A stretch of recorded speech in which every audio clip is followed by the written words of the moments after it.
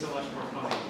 Next time somebody says there's only 3,000 people who follow the video, I can say no, there are 4,000 people. So let me ask you as a first question, when you're making a video, how important, from what moment is the way in which the audience is going to see it? Do you make the film and then think, how's this going to work best? Or do you have a kind of sculptural sense of what you're doing from the outset? I think formatly, I see myself as a projector-based artist. Sorry, project-based artist. Project-based. So, like, whenever I started a new project, I often like to write a script that has all different kinds of elements in it in terms of most important, definitely like the storyline, but also definitely what kind of format I want to choose at first. So it might be animation or like 3D animation, it might be a sculptural piece, depending on what I think that medium will convey the idea the best for this piece. Like, for instance, I choose to do some performance because I think by using the body of myself performing in that piece, I can, for instance, maybe that piece will have a lot to do with my own identity, or like has a lot to do with my like facial expression or things like that, or for instance, if I'm creating a complex dialogue in the piece, so like so these are something I'm like considering a lot when I start a work, and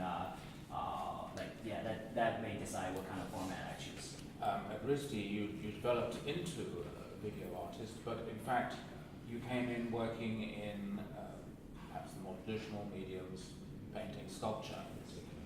So that background in image manipulation and in creating within traditional mediums, maybe that informs the sensibility. It's like the sensibility of, as you say, the project-based, each piece having its own structure. I think to have a painting background, like both my undergrad and graduate school major were painting, so whatever medium I'm working on, I always treat all these works as painting. I mean, apart from the narrative itself, thing I focus on a lot, it has always been what painting has been focused on, like composition, color, surface, lines, and so on. And it's a formal approach. Yes. What was the motivation really behind Facekeeping? What did you have in mind? So like Facekeeping is basically a tool that a lot of people from a certain area of China is originally from a city called Qingdao in Shandong province along the coast. And mostly in that city, when people, both male and female, when they go on the beach in the summertime, during the summertime, they would like to wear the facekeeping, basically to protect them from the sunshine, to have a wider skin. And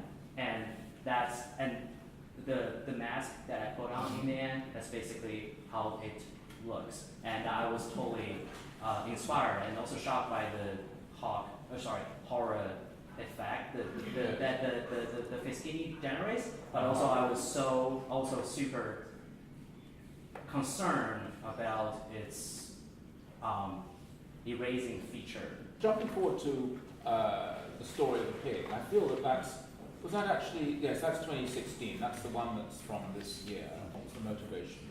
So in terms of the story, so so actually you can see the piece was has 2 chapters. So I started working on the first chapter without knowing I will have the second chapter. So the first chapter was from an online image that I saw before I started this project. So in the image, it was over 100 pigs being slaughtered and displayed on a beautiful wooden table with a big flower right underneath their neck to welcome the new mayor of a small town near my hometown in China. First chapter was like pig being controlled and by the power.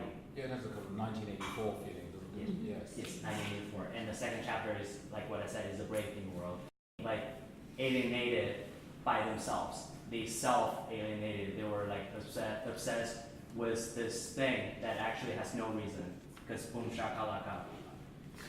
Just like it just has no reason. But also, the reason I appropriated this song was because it's from I appropriated a K-pop song, but actually I know it's firstly like from like people have used boom shakalaka for a lot of times. So like in like the British, it was a song of a British band, but also it was when the commentator of basketball say like when somebody do a slam dunk, they say boom shakalaka too. And I feel like when I use this boom shakalaka, so like audience from different cultural backgrounds can all react to it differently.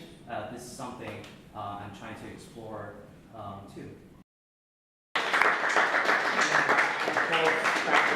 Thank you to Nancy for hosting us. Yes.